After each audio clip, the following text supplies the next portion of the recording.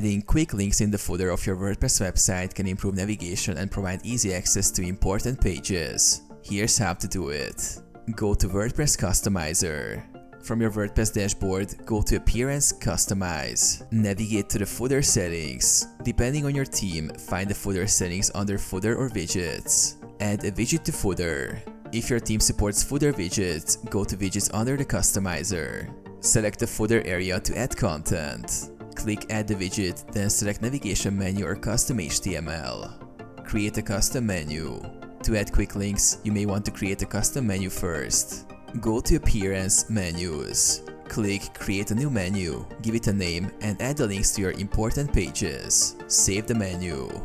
Assign menu to footer. Return to Widgets and choose the Navigation menu widget. Select the menu you created from the drop-down.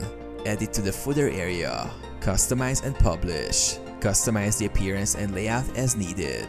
Once satisfied, click Publish to save the changes.